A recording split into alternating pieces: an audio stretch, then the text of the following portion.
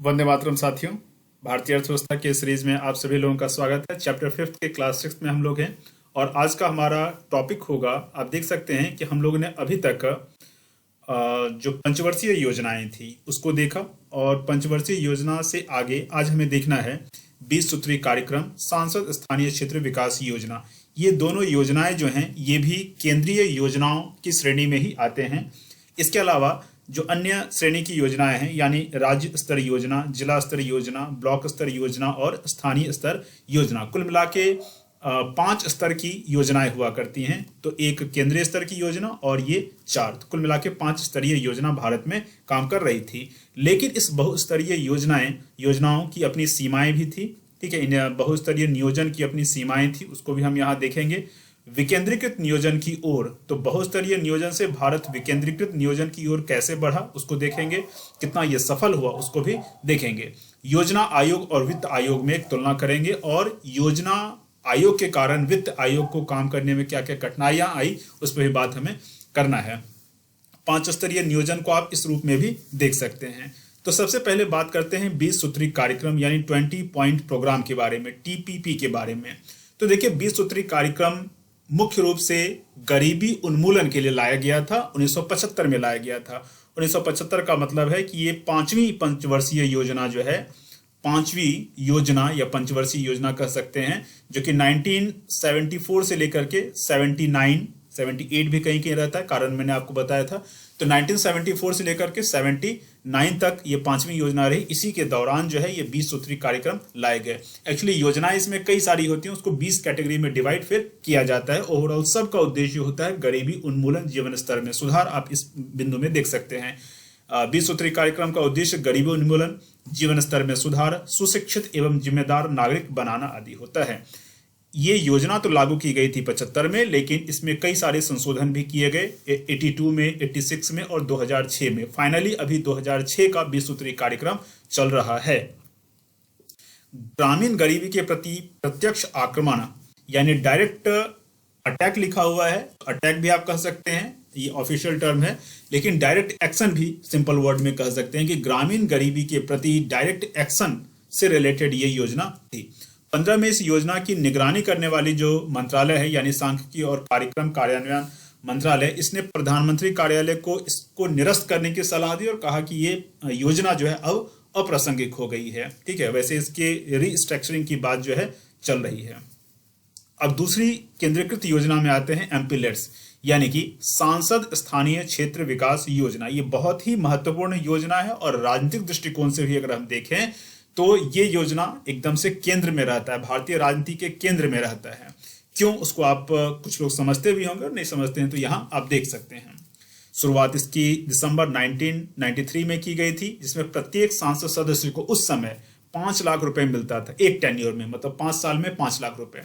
2011 में इसको 5 करोड़ कर दिया गया। इस बीच भी बढ़ोतरी हुई, ऐसा नहीं कि 5 लाख से सीधे 5 करोड़ किया गया, बीच में भी राशियां बढ़ते बढ़ते 5 करोड़ तक आ गई। ठीक है, ये 5 करोड़ की राशि वैसे एक ही बार नहीं मिलती है, इसके लिए है कि 2 बार में ये 2.5 करोड़ करके मिलते थे। फिर कोरोना के टाइम में इसको स्थगित कर दिया गया था, फिर इसको जो है रिस्टार्ट फिर से किया गया। एक और चेंजेस इसमें जो अभी लाए गए हैं वो ये है कि हाल ही में वित्त मंत्रालय ने एक नया नियम बनाया है।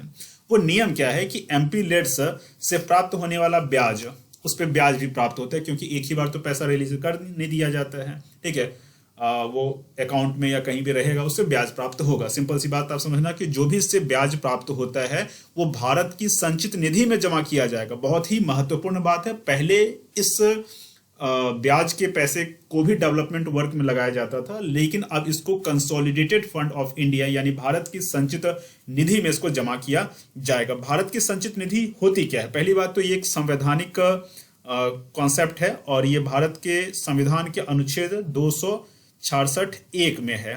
ठीक है, भारत की संचित निधि का उल्लेख इसमें है और ये भारत सरकार की कमाई होती है, आमदनी होती है। भारत सरकार को जितने भी सोर्सेज हैं, सभी सोर्सेज से प्राप्त होने वाले राजस्व, इसके अलावा भारत सरकार ने अगर ऋण दिया है तो ऋणों से प्राप्त होने वाले ब्याज, ये सभी चीजें जो है भारत की संचित निधि में जमा किए जाते हैं। इस योजना के तहत सांसद विकास कार्यों का सुझाव जो है जिलाधिकारी को देते हैं फिर कुछ वर्षों से इस योजना की कई कमियां भी आ रही थी, जिसका संबंध निधियों के दुरुपयोग और अनुपयोग से था। विशेषकर पिछड़े राज्यों में ऐसा देखा गया था कि योजना का मिसयूज किया जा रहा है, करप्शन का शिकार ये योजना हो जा रहा है, या फिर कई बार जो फंड है उसको वो लैप्स हो जा रहा है, उसका उपयोग किया नहीं जा रहा है। इसके अलावा इस योजना की एक और खामी देखने को मिल रही थी कि या खामी या कह सकते हैं कि एक शिकायत ये थी कि पंचायती राज संस्थाओं के जो जनप्रतिनिधि हैं उनका ये कहना था कि इस योजना को निरस्त किया जाए, क्योंकि यह विकेंद्रीकरण के सिद्धांत के विरुद्ध है। क्योंकि अगर स्थानीय स्तर पर विकास कार्यों को करना है, इंफ्रास्ट्रक्चर डेवलप करना है, तो जो पंचायती राज संस्थाओं के जो प्रतिनिधि हैं, जनप्रतिनिधि हैं, उनको पैसा दिया जाए डायरेक्टली, वो अपना काम करवा लेंगे। उनको पता है एग्जैक्टली कि उस उनके क्षेत्र में किन किन चीजों की आवश्यकता है। तो केंद्रीय स्तर पर इतनी बड़ी योजना को ग्राउंड लेवल तक लागू करना कठिन हो जाता है, करप्शन का शिकार हो जाता है। तो ये भी एक मांग की जा रही थी। एक और एमपीलेट्स के बारे में एक और नई बात आप समझ लो कि जून 2016 में, चाहो तो आप इस पॉइंट को अलग से लिख भी सकते हो कि जून 2016 में इसमें यह कहा गया कि जो विकास कार्यों के लिए पैसा खर्च किया जा रहा था अभी तक, ठीक है, यहाँ जो लिखा हुआ है वो तो ठीक है, इसके अलावा इस योजना के फंड का उपयोग स्वच्छ भारत अभियान, सुगम्य भारत अभियान और संसद आदर्श ग्राम योजना के लिए भी किया जा सकता है। तो इस बात को मैं लिख ही देता हूं, क्योंकि नोट्स जो है नहीं तो दो जगह हो जाएगा। जून 2016 से इसके फंड का उपयोग स्वच्छ भारत अभियान, सुगम्य भारत अभियान,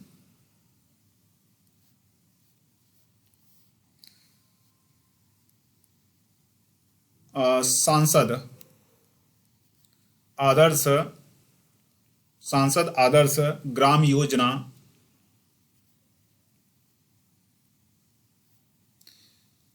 के लिए भी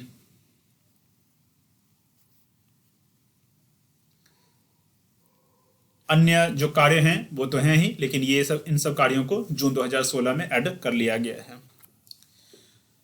आप देख सकते हैं कि एमपीलेट का जो फंड है वो कोरोना के दौरान यानी कोविड-19 के दौरान सस्पेंड हो गया था, बाद में उसको फिर से जो है स्टार्ट कर दिया गया। यहाँ कुछ पॉइंट एक्स्ट्रा मिल रहे हैं एमपीलेट्स के बारे में, वो भी आप देख लीजिए। जैसे कि इस फंड के 15% का इस्तेमाल, ये सजेशन दिया जाता है या गाइडलाइंस दिया जाता है इस फंड के रिगार्डिंग कि इसके पैसे का 15%, इस फंड का 15% कहाँ खर्च किया जाएगा, तो शेड्यूल कास्ट पॉपुलेशन वाले एरिया में, मतलब वैसे एरिया में किया जाएगा जहाँ एससी पॉपुलेशन जो है जहां रह रही है, इनहेबिटेटेड है, तो वहां 15% धन का उपयोग वहां किया जाएगा। 7.5% धन का इस्तेमाल वहां किया जाएगा जहां एसटी पॉपुलेशन इनहेबिटेड है, यानी जहां एसटी पॉपुलेशन रहती है वहां 7.5%, और एससी पॉपुलेशन जहां रहती है वैसे जगहों पर 15% इस धन का इस्तेमाल किया जाएगा। ये एक एक्स्ट्रा फैक्ट है, इसको आप ध्यान में रख लेना, कई बार जो है क्वेश्चन पूछ लिया जाता है। ये इंडियन एक्सप्रेस का एक्सप्लेन्ड पेज है। इसके अलावा आप देख सकते हैं कि ये पीआईबी का है, प्रेस इन्फॉर्मेशन ब्यूरो का, नवंबर 2021 का, और यहाँ पे स्पष्ट ये न्यूज है कि cabinet approves restoration and continuation of MPLADS. तो एम्पिलेट को फिर से रिस्टोर और कंटिन्यू करने की बात यहाँ की गई है, विस्तार से आप यहाँ देख सकते हैं, वैसे ज्यादा इंपॉर्टेंट है नहीं। अब चलिए, जो केंद्रीय स्तर की योजना थी, यानी पूरे देश में जो योजनाएं बनती हैं, पंचवर्षीय योजना, एम्पिलेट्स और एक 20 सूत्री कार्यक्रम, इन तीनों को हम लोगों ने देख लिया। अब जो है द्वितीय स्तर की योजना जो है वो राज्य स्तर की योजना है। क्या है ये, इसको देखते हैं। तो 1960 के दशक तक राज्य अपने अपने नियोजन निकायों, और नियोजन निकाय जो राज्य का था वो है राज्य नियोजन बोर्ड के द्वारा राज्य स्तरीय पंचवर्षीय योजना बना रहे थे। बहुत अच्छी बात है। शुरुआत से तो राज्य स्तरीय नियोजन, जिला स्तरीय नियोजन नहीं था, लेकिन 60 के दशक में ऐसा हो गया कि राज्य भी अपने स्तर पर योजनाएं बना सकती हैं, उसके लिए राज्य नियोजन बोर्ड है। इसकी अध्यक्षता जो है सीएम करता है, इस बात को आप ध्यान रखना, मुख्यमंत्री करता है अध्यक्षता। आगे देखते हैं तृतीय स्तर यानी जिला स्तर का नियोजन। इसमें भी वही बात है कि जैसे राज्य स्तरीय नियोजन स्टार्ट किया गया, उसी तरह से जिला स्तरीय नियोजन भी स्टार्ट किया गया। ठीक है, इसके लिए जिला नियोजन बोर्ड का गठन किया गया था, और इस बोर्ड की खास बात है इसके पदेन अध्यक्ष यानी डिफैक्टो चेयरमैन जिलाधीश होते हैं। ठीक है, इसके डिफैक्टो चेयरमैन कौन होते हैं, जिलाधीश होते हैं। पदेन अध्यक्ष के लिए दो टर्म, हिंदी में पदेन अध्यक्ष इसके लिए दो टर्म यूज होते हैं, जैसे एक्स ऑफिशियो और एक डी फैक्टो। ठीक है, ये दोनों टर्म है पदेन के लिए। अब अध्यक्ष अगर होगा तो चेयरमैन, सदस्य अगर होगा तो मेंबर। ये एक्स ऑफिशियो डी फैक्टो में क्या अंतर है? अगर आप लोगों ने ये सुना होगा कि उपराष्ट्रपति भारत के का जो राज्यसभा है, राज्यसभा के सभापति होते हैं। भारत के उपराष्ट्रपति राज्यसभा के सब सभापति होते हैं।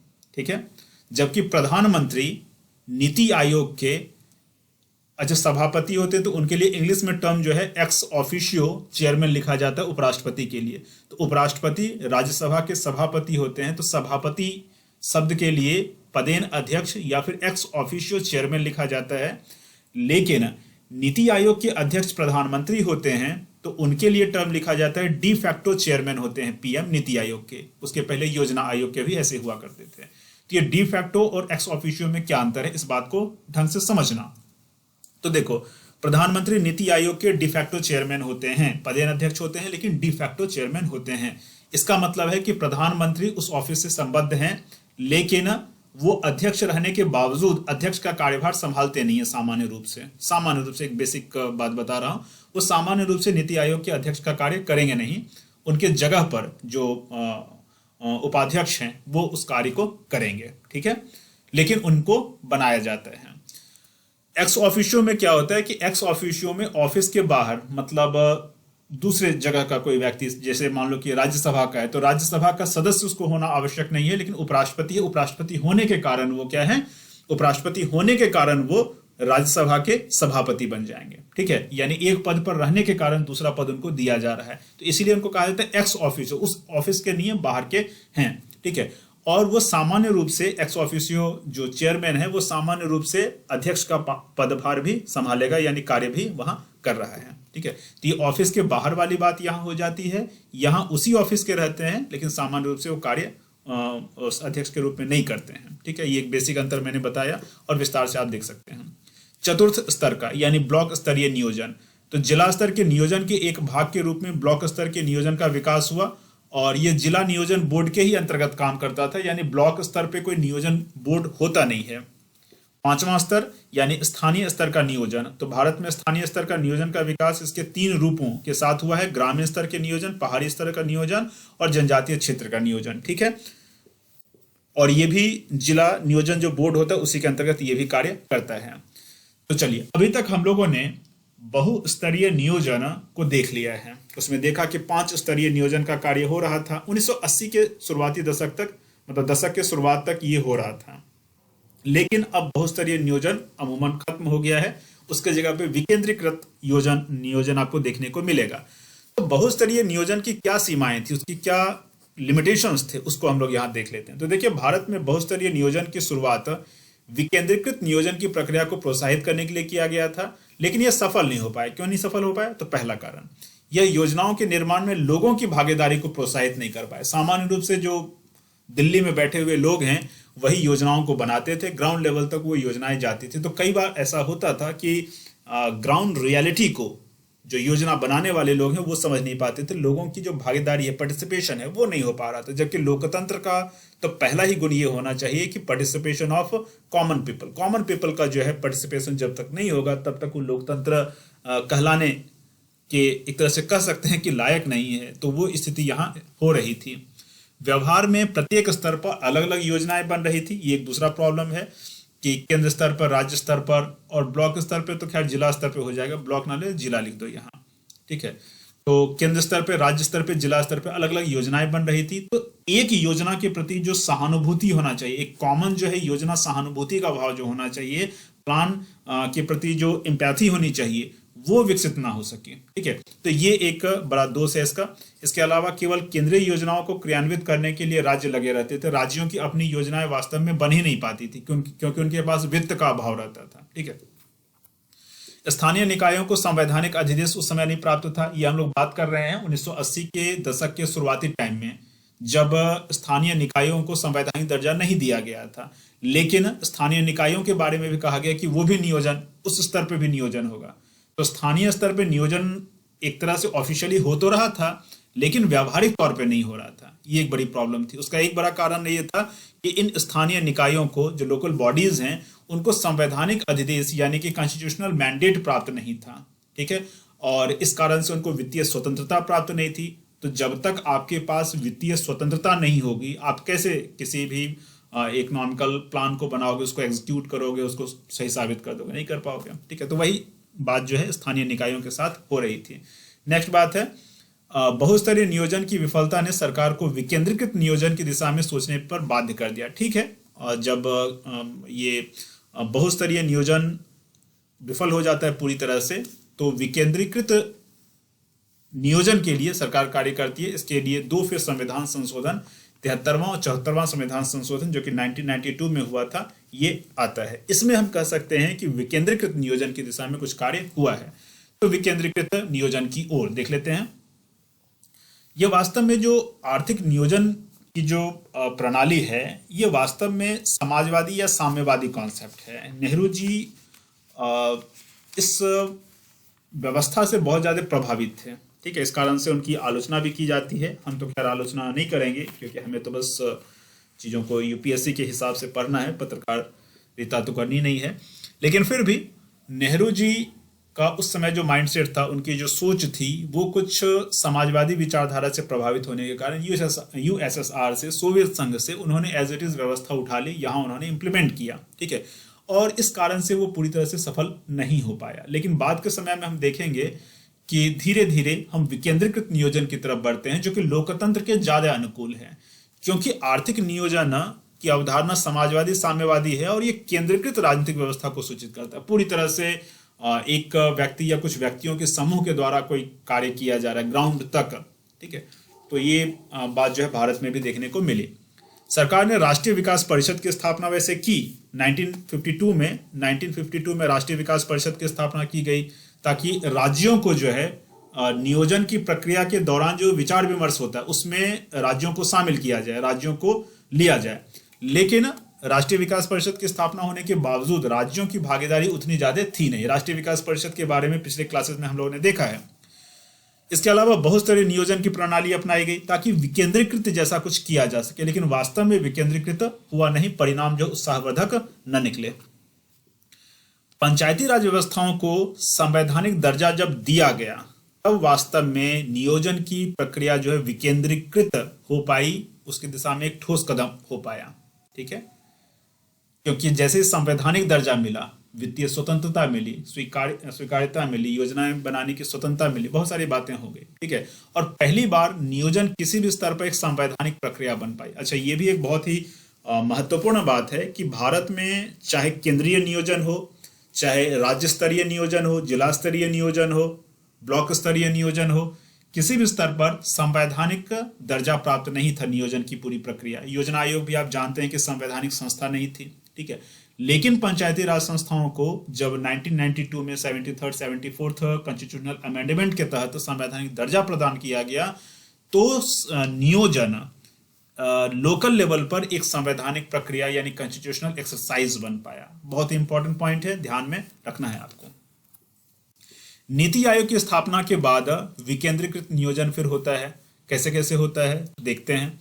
तो विकास के लिए नीति आयोग के टाइम में यानी 2015 के बाद से समेकित दृष्टिकोण यानी इंटीग्रेटेड अप्रोच अपनाया गया। अभी तक क्या था कि केंद्र अलग, राज्य अपने अपने स्तर पर, जिला अपने अपने स्तर पर और स्थानीय स्तर पर, तो किसी तरह से एक ढीला ढाला व्यवस्था काम कर रहा था। लेकिन ऐसा बताया जा रहा है, ये मेरा कहना नहीं है, मैं इसमें निष्कर्ष पर भी नहीं पहुंचा हूं, कि नीति आयोग जो है जब आती है तो सबके बीच में एक इंटीग्रेटेड अप्रोच डेवलप हो पाता है। उसको कई बार कहा जाता है कि टीम इंडिया की तरह सरकार कार्य कर रही है, यानी कि अगर कप्तान जो है केंद्र सरकार को माना जाए तो बहुत सारे प्लेयर्स हैं और सब मिल करके क्या कर रहे हैं कि एक टीम को आगे बढ़ाने का प्रयास कर रहे हैं, तो टीम इंडिया उसी संदर्भ में ऐसा कहा जा रहा है। तो एक समेकित दृष्टिकोण यानी इंटीग्रेटेड अप्रोच अपनाया गया। एक और दूसरी बात नीति आयोग के बाद ये आई कि पहले जो है टॉप डाउन दृष्टिकोण था डेवलपमेंट का। ठीक है, टॉप डाउन दृष्टिकोण का मतलब है कि यहाँ योजनाएं बन रही हैं और रिसाव धीरे धीरे नीचे की तरफ हो रहा है। ठीक है, ऊपर से नीचे की तरफ विकास है। लेकिन नीति आयोग की स्थापना के बाद ऐसा बताया जा रहा है सरकारों के द्वारा कि बॉटम अप अवधारणा का उपयोग अब किया जाने लगा कि नीचे से विकास होकर के ऊपर तक पहुंचेगा। वैसे ग्राउंड रियलिटी ये नहीं है। अगर आप व्यावहारिक तौर पे देखें तो नीति आयोग की स्थापना के बाद ऐसा कुछ हो नहीं रहा है। विकास की प्रक्रिया अभी भी ऊपर से ही नीचे की तरफ आ रही है जितना आना है। और इसके अलावा जो है प्राइवेटाइजेशन वगैरह के और बढ़ने के कारण, बाजारवादी व्यवस्था की तरफ और रैपिडली बढ़ने के कारण केंद्रीयकरण जो है आर्थिक क्षेत्र में विशेष करके बढ़ता चला जा रहा है। व्यावहारिक तौर पर मतलब सैद्धांतिक तौर पर कुछ भी दिखाया जाए, लेकिन व्यावहारिक तौर पर जो है वो टॉप डाउन का जो एक कॉन्सेप्ट है उसमें और बढ़ोतरी ही हुई है। क्योंकि ये सब जितनी भी बातें जो यहाँ स्लाइड्स में लिखी हुई हैं वो गवर्नमेंटल डॉक्यूमेंट्स में जो लिखा हुआ है उसके हिसाब से स्लाइड्स बनाए जा रहे हैं। लेकिन ऐसा नहीं है, आपको एग्जाम में जो है एकदम हूबहू यही लिखना है। आपको कई बार जो है एक इतना फ्लेक्सिबल आपके पास इंफॉर्मेशन और नॉलेज होना चाहिए, अंडरस्टैंडिंग होनी चाहिए, ताकि आप उसकी आलोचना भी कर सकें। कई बार जो है आलोचना की आवश्यकता भी हो जाती है और आपको जानना भी चाहिए स्टूडेंट होने के नाते। इसके अलावा नीति आयोग की स्थापना के बाद विकास के लिए धन आवंटन संबंधी जो निर्णय प्रक्रिया पहले केंद्र खुद ही लिया करता था सामान्य रूप से, अब जो है नीति आयोग का जो गवर्निंग काउंसिल है यानी जीसी है, उसमें एक मुक्त परिचर्चा होती है, डिस्कशन होता है। उस डिस्कशन में राज्यों को भी शामिल किया जाता है और तब जो है राज्य को धन आवंटन किया जाता है। यानी राज्यों को धन आवंटित करने संबंधी परिचर्चा में राज्यों को भी शामिल करवाया जा रहा है। ये एक लोकतांत्रिक प्रक्रिया के दृष्टिकोण से भी अच्छा एक पॉइंट कहा जा सकता है। विकास प्रक्रिया में टीम इंडिया की अवधारणा को शामिल किया गया, बात कर लिए हैं। सहकारी संघवाद यानी कोऑपरेटिव फेडरलिज्म पर फोकस किया गया है। वित्त वर्ष 2015-16 से विकेंद्रीकृत को बढ़ावा देने संबंधी केंद्र के कुछ अन्य कदम जो हैं उस पर भी बात कर लेते हैं। बड़ा ही महत्वपूर्ण ये टॉपिक है, ठीक है, क्योंकि विकेंद्रीकरण एक बहुत ही कॉमन जैसा और बहुत ही इंपॉर्टेंट जैसा टॉपिक है। यूपीएससी मेंस में ऐसा करती है कि बहुत ही कॉमन जैसा चीज पूछा जाता है। कॉमन चीज का मतलब ये है कि उसको आपने सुन रखा है, वैसे चीजों को पूछा जाएगा। यदि आपने पढ़ाई लिखाई किया है तो मेंस का क्वेश्चन कुछ इस तरह का होता है कि आपने सुन रखा है, उस पर कुछ आर्टिकल पढ़ा है, कई आर्टिकल कई बार पढ़े हैं और वहां से सवाल बनाया जाता है। लेकिन जो आंसर होता है वो बहुत ही सामान्य नहीं होना चाहिए, ठीक है। आंसर में दम होना चाहिए। कोई भी टॉपिक आपसे पूछ लिया जाए, जैसे मान लो कि जीएसटी पर ही एक सवाल पूछ लिया जाए कि जीएसटी का ग्राउंड लेवल पे क्या इम्पैक्ट पड़ा है आर्थिक संदर्भ में, इस तरह का कुछ भी सवाल एक बना लिया जाए। अब जीएसटी तो सभी कोई सुना है। जीएसटी एक सामान्य क्लर्क से लेकर के और अधिकारी तक, प्रोफेसर से लेकर के सामान्य स्टूडेंट तक सब लोग सुन रखे हैं। जीएसटी पे सब कोई कुछ ना कुछ जानते हैं, लेकिन संपूर्णता से जानना सबके बस की बात नहीं है, ठीक है। तो यूपीएससी अगर इस तरह का सवाल पूछती है, सामान्य रूप से एक जनरल टॉपिक से भी सवाल पूछती है, तो उसका आंसर पूरे एक हॉलिस्टिक अप्रोच से जब जीएसटी को जानेंगे तभी उसका आंसर कर पाएंगे, है ना, अलग अलग एंगल से, दृष्टिकोण से जब उसको समझेंगे। तो उसी तरह से क्वेश्चन जो है वो सामान्य टॉपिक पे होता है, लेकिन उसका आंसर जो है आपको एक हॉलिस्टिक अप्रोच से देना होता है, ठीक है। जैसा क्वेश्चन पूछा गया नेचर ऑफ क्वेश्चन के आधार पे। तो विकेंद्रीकरण कैसे कैसे भारत में आया, उससे रिलेटेड का सवाल पूछा जाए तो हर एक एंगल से आपको पता होना चाहिए। जैसे कि 15-16 से विकेंद्रीकरण की प्रक्रिया को केंद्र सरकार ने कैसे कैसे बढ़ावा दिया है, तो उसमें से कुछ पॉइंट है। जैसे राज्यों को अब केंद्रीय करों में 42% यानी 42% की हिस्सेदारी, पहले ये 32% ही थी, बाद में इसको क्या कर दिया गया, 42% कर दिया गया। कैसे किया गया, क्यों किया गया, तो इसके संदर्भ में कुछ पॉइंट आपको जानना चाहिए। 14वें वित्त आयोग की सिफारिश पर वास्तव में ऐसा किया गया था, ठीक है, सिफारिश पर। वित्त आयोग के बारे में तो थोड़ा बहुत आपको पता होगा। वित्त आयोग जो है एक कॉन्स्टिट्यूशनल बॉडी है, ठीक है, एक संवैधानिक एक इसका अस्तित्व है और आर्टिकल 280 इसके लिए है, अनुच्छेद 280, ठीक है। और ये इसी तरह का कार्य करती है कि केंद्रीय कर अगर है तो राज्यों की और केंद्र की हिस्सेदारी उसमें कितनी कितनी होनी चाहिए, इस बात को ये मतलब रिकमेंड करेगा, ठीक है। इसके अलावा जो है ठीक है, measurement to improve the state's financial condition, ये भी एक बड़ा महत्वपूर्ण इसका कार्य है कि स्टेट का जो फाइनेंशियल कंडीशन है उसको कैसे इम्प्रूव किया जाए, इससे भी रिलेटेड वो कुछ सुझाव वगैरह देगा। तो केंद्रीय जो ये है केंद्रीय जो कर है उसमें राज्यों की हिस्सेदारी कितनी होगी ये वित्त आयोग तय करता था। तो पहले 42%, पहले 32% हिस्सेदारी मात्र राज्य की होती थी, अब उसको 42% कर दिया गया। तो 42% करने का क्या असर होगा? तो इसका सबसे बड़ा असर ये होगा कि राज्य अब फाइनेंशियली थोड़ा ज्यादा फ्रीडम फील करेंगे और अपने हिसाब से ज्यादा योजनाओं को बना और इंप्लीमेंट कर पाएंगे। केंद्र पर उनकी निर्भरता थोड़ी कम हो पाएगी।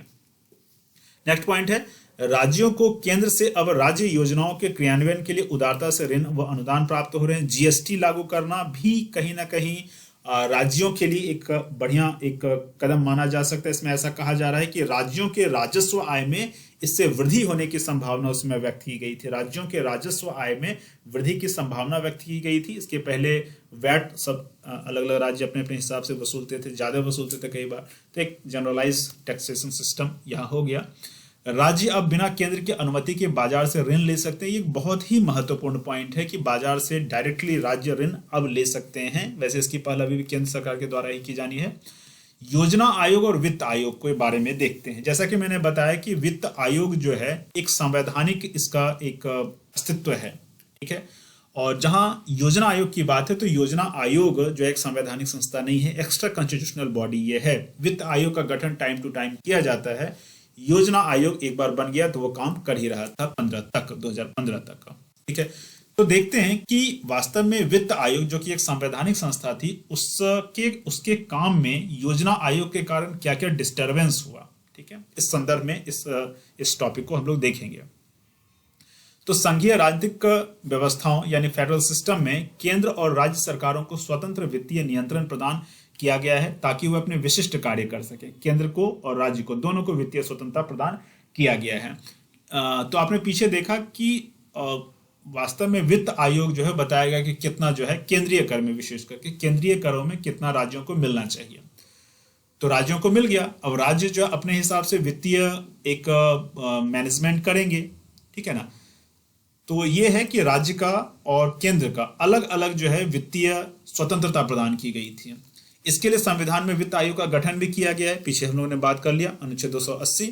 लेकिन योजना आयोग जो कि एक अतिरिक्त संवैधानिक निकाय है, एक्स्ट्रा कॉन्स्टिट्यूशनल बॉडी है, की भूमिका वित्त आयोग की भूमिका को सीमित कर रही थी, ठीक है। काम तो इसका है लेकिन योजना आयोग बीच में आ जा रहा था। अब योजना आयोग को देखिए, क्योंकि केंद्र द्वारा विकास कार्यों के लिए राज्यों को दिए गए सभी अनुदान व ऋण योजना आयोग की सिफारिश पर निर्भर करते थे, ठीक है। ये एक पॉइंट। 2002 में सरकार के द्वारा 12वें वित्त आयोग की स्थापना के बाद वैसे ये घोषणा कर दी गई कि योजना आयोग वास्तव में वित्त आयोग के लिए एक सहयोगी की भूमिका निभाएगी। ये एक बहुत बड़ा चेंज हम कह सकते हैं। 2005 से 10 के दौरान जो वित्त आयोग की स्थापना की गई, 5-5 साल के लिए की जाती है। तो 2002 में जो वित्त मंत्री उस समय के थे तो उन्होंने ये बात कही थी कि योजना आयोग अब वित्त आयोग के एक सहयोगी के रूप में रहेगा। अच्छी बात है। एक अन्य महत्वपूर्ण कदम के तहत 2003 में एक नया कुछ किया गया, FRBM जो कि fiscal responsibility and budgetary management act है, इससे रिलेटेड, ठीक है। तो इसमें यह सरकारों को, राज्य सरकारों को यह अधिकार दिया गया कि राज्य सरकार अपनी योजना व्यय की पूर्ति के लिए बाजार से उधार ले सकते हैं। ये एक बहुत ही महत्वपूर्ण एक सुधार कह सकते हैं, बहुत बड़ी बात हो सकती है। FRBM एक्ट बहुत ही महत्वपूर्ण एक्ट है और भारत में उदारीकरण को और इससे रिलेटेड और भी जो कॉन्सेप्ट है उसको लेकर के ये बहुत ही महत्वपूर्ण माना जाता है। जैसे विशेष रूप से इसका ये रहता है कि गवर्नमेंट का जो फिस्कल डेफिसिट है, ठीक है ना, कई सारी चीजें इसमें है, लेकिन मुख्य रूप से सरकार का जो बजटीय घाटा है, ठीक है ना, वित्तीय घाटा जो है उसको कम से कम किया जा सके, उसको 3% तक कम करने की बात, और भी इस तरह की कुछ बातें हैं। तो इसमें यह भी एक बात थी कि राज्य सरकारों को अधिकार दिया गया था कि बिना केंद्र की अनुमति के वो योजना व्यय की पूर्ति के लिए बाजार से उधार ले सकते हैं, ठीक है। जनवरी 2015 में नीति आयोग की स्थापना के बाद अब योजना आयोग और वित्त आयोग के बीच में इस तरह का जो फाइनेंशियल एक डिबेट एक तरह से कह सकते हैं जो चल रहा था, वो अब सेटल हो गया, अब वो खत्म एक तरह से हो गया। नीति आयोग के निर्णय में अब राज्यों की सक्रिय भूमिका हो ही चुकी है। आप जानते हैं कि राज्यों को जो आवंटित किया जाता है उसमें राज्यों को भी विचार विमर्श में शामिल किया जाता है। तो स्थिति एक तरह से हम कह सकते हैं कि लोकतांत्रिक प्रक्रिया के दृष्टिकोण से देखा जाए तो सहभागी नियोजन को बढ़ावा दिया जा रहा है। इन सब चीजों को अगर मिला के देखा जाए तो सहभागी नियोजन की प्रक्रिया अब अपनाई गई है, केंद्रीकृत नियोजन प्रक्रिया से अलग एक सहभागी नियोजन जो कि विकेंद्रीकृत नियोजन भी जिसको कह सकते हैं, उस दिशा में हम बढ़ चुके हैं। आज का क्लास हम यही खत्म करते हैं। वंदे मातरम आईएएस टेलीग्राम से आप जुड़ सकते हैं। व्हाट्सएप ग्रुप एक बनाया गया है, इकोनॉमी क्लास सपोर्ट। इसमें आपको इस क्लास का पीडीएफ और साथ ही साथ डाउट क्लियरिंग सेशन, क्योंकि इकोनॉमी एक टेक्निकल विषय है, इसके बारे में कई सारे डाउट्स रह सकते हैं, वो सब डाउट आप यहाँ क्लियर कर सकते हैं। अगर आपको इसमें जुड़ना है, इस ग्रुप में ऐड होना है, इसका मेंबर बनना है, तो इस नंबर पर आप अपने नाम और डिटेल के साथ मैसेज करेंगे और आपको सशुल्क, ये एक व्हाट्सएप ग्रुप है, यानी आपको इतने 399 का आपको शुल्क अदा करना और आप इसके मेंबर बन जाएंगे। तब तक बने रहेंगे जब तक कि ये क्लास पूरी तरह से खत्म ना हो जाए। मिलते हैं फिर अगले क्लास में। वंदे मातरम।